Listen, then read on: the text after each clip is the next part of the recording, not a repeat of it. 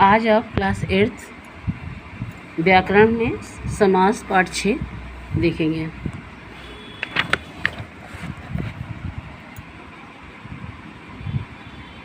जब दो या दो से अधिक शब्दों को मिलाकर एक शब्द बनाया जाता है तो इसे समास कहते हैं। जैसे राजा का महल, तो इसका समास का विग्रह हो जाएगा राजमहल। तो राजमहल का जब हम समास विग्रह करेंगे तो क्या हो जाएगा, राजा का महल। इसी तरह समास का विग्रह देखिए। समास रचना में प्रायः दो पद होते हैं। पहले पद को हम पूर्व पद और दूसरे पद को उत्तर पद कहते हैं। समस्त पदों के अंगों को अलग करने की प्रक्रिया समास विग्रह कहलाता है। विग्रह करते हुए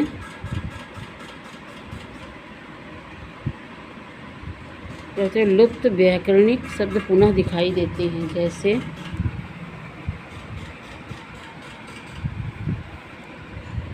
रसोई घर, इसका समास का विग्रह होगा रसोई के लिए घर। तो जब हमारे शब्दों का विग्रह करने पर बीच में हमारा के लिए, को, में, पर ये सब कारक चिन्ह आते हैं तो वो हमारा तत्पुरुष समास होता है। देखिए जैसे संधि, जैसे शिव पार्वती, तो शिव और पार्वती, जहाँ पे और शब्द आ जाएगा तो ये आपका द्वंद्व समास होगा। समास के भेद। समास 6 प्रकार के होते हैं। पहला है द्वंद्व समास, पहला है बहुव्रीहि समास, अव्ययीभाव समास, तत्पुरुष समास, कर्मधारय समास और द्वंद्व समास। पहले देखते हैं द्वंद्व समास। जिस समास में दोनों पद प्रधान होते हैं वह द्वंद्व समास कहलाता है। दोनों पद योजक चिन्ह के द्वारा जुड़ते हैं। मतलब कहने का कि जिन शब्दों के बीच में योजक चिन्ह होता है तो वहाँ पर आपका द्वंद्व समास होता है। जैसे माता पिता, तो माता और पिता। इसी तरह राजा रानी, तो राजा और रानी। तो जहाँ पर बीच में आपका योजक चिन्ह आए वहाँ पे आपका द्वंद्व समास होता है।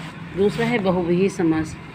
जिस समास में दोनों पद अप्रधान हों, मतलब ना पहला पद प्रधान होता है और ना ही दोनों पद, बल्कि दोनों पद मिलाकर किसी तीसरे पद की ओर संकेत करते हों तो वहाँ पर बहुव्रीहि समास होता है। जैसे हिमालय, यहाँ हिम का अर्थ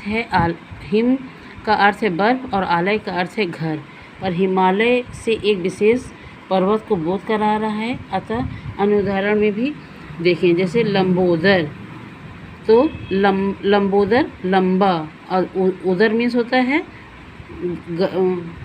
कान, तो लंबोदर संपूर्ण शब्द का अर्थ है गणेश। तो इस शब्द में लंबा और उदर दोनों पद जो है अप्रधान हो गए और अन्य शब्द गणेश की प्रधानता हो गई। जैसे दशानन, तो दस हैं आनन जिसके, इसका विग्रह कैसे होगा, दस हैं आनन जिसके। अर्थात देखिए यहाँ पे 10 हैं आनन जिनके, मतलब ना इसे यहाँ पे 10 प्रधान है और ना आनन ही प्रधान है, बल्कि एक तीसरे शब्द की ओर कर रहा है तो वो है रावण। तो 10 हैं आनन जिनके 10 हाथ वाला है, तो कौन है वो, रावण। तो जब कोई तीसरे शब्द की ओर संकेत करता है तो वहाँ पर बहुव्रीहि समास होता है। फिर है अव्ययीभाव समास। जिस पद समास में पूर्व पद अव्यय हो और समस्त पद में अव्यय अर्थात क्रिया विशेषण का काम करता हो वहाँ पे अव्ययीभाव समास कहते हैं। इस समास के समस्त पदों का किसी भी लिंग, वचन आदि के कारण नहीं बदलता है। जैसे देखिए प्रतिदिन, तो यहाँ पे प्रति हुआ, यथा हुआ और आजन्म हुआ। ये पहला शब्द जो है हमारा कभी भी लिंग, वचन, कारक के कारण कभी भी ये परिवर्तित नहीं होते, क्योंकि ये अव्यय होते हैं, इसलिए ये हमारा अव्ययीभाव समास है। तो इसका समास का विग्रह कैसे होगा, प्रतिदिन का दिन दिन, यथाशक्ति शक्ति के अनुसार।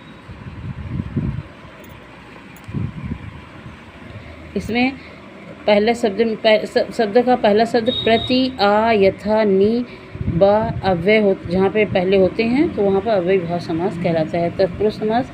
जिस समास में जिसमें बाद का अथवा उत्तर पद प्रधान होता है वहाँ पर तथा दोनों पदों के बीच कारक चिन्ह ने, को, के आदि लुप्त होता है, मतलब नहीं होता है, वहाँ पे तत्पुरुष समास कहलाता है। जैसे राजकुमार, तो यहाँ पे देखिए राजा का कुमार, तो का आ गया, कर्ता ने कर्म को करण से, तो कर्म को का के की आ जाएगा, संबंध का के की, तो ये हमारा तत्पुरुष समास। जहाँ पे हमें समास का विग्रह करने पर का के की में पर के लिए आदि बीच में आता है, तो वहाँ पे तत्पुरुष समास होता है।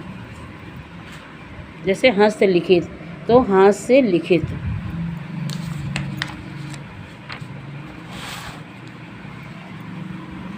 अब विभक्तियों के नामों के अनुसार तत्पुरुष समास के 6 भेद होते हैं। पहला कर्म तत्पुरुष, फिर करण तत्पुरुष, संप्रदान तत्पुरुष, अपादान तत्पुरुष, संबंध तत्पुरुष और अधिकरण तत्पुरुष। तो देखिए जैसे कर्म में को शब्द आता है, तो देखिए चिड़िया मार, यानी चिड़िया को मारने वाला, को आ गया, कर्ता ने कर्म को आ गया, तो ये हमारा तत्पुरुष समास है।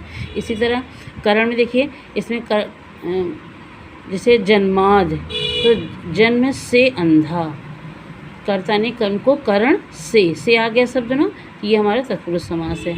इसी तरह संप्रदान में देखिए हवन सामग्री, तो के लिए, ये देखिए हवन के लिए सामग्री, तो ये हमारा संप्रदान समास है। फिर है अपादान, जैसे गुणहीन, से में पर आता है अपादान में, तो देखिए गुण से हीन, तो ये अपादान हो गया। धर्म विमुख, धर्म से विमुख।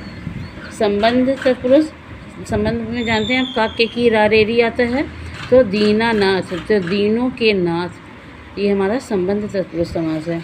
अधिकरण में पर आता है, तो देखिए घुड़सवार, तो घोड़े पर सवार, ये अधिकरण तत्पुरुष समास है।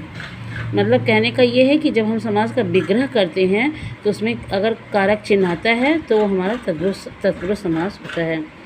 कर्मधारय समास, जिस समास में उत्तर पद प्रधान हो और पूर्व पद व उत्तर पद में उपमान उपमेय अथवा विशेषण विशेष में संबंध हो, वहाँ कर्मधारय समास कहलाता है।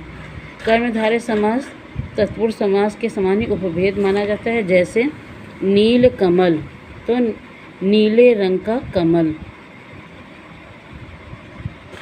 इसी तरह चरण कमल, कमल के समान चरण। चंद्रमुख, चंद्रमा के समान मुख।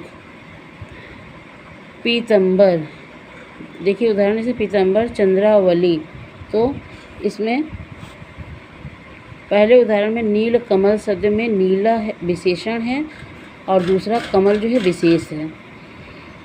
तो यहाँ पे संज्ञा शब्द जिसकी विशेषता बताई जा रही है, तो उदाहरण देखिए चरण कमल शब्द में चरण की तुलना कमल से की गई है, तो जहाँ उपमेय में उपमान की तुलना की जाती है वहाँ पर जो है आपका कर्मधारय समास होता है। दीर्घ समास, जिस समास में पूर्व पद यानी पहला पद, जैसे देखिए नील कमल का पहला पद क्या है, पूर्व पद है, कमल जो है उत्तर पद है।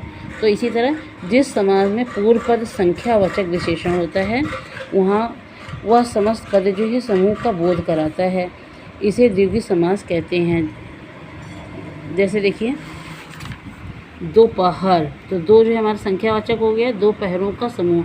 इसका विग्रह कैसे होगा, दो पहरों का समूह, तो यहाँ पे संख्या आ गई ना दो, फिर सप्ताह, तो सप्ताह यानी 7 दिनों का समूह, तो ये हमारा द्विगु समास है।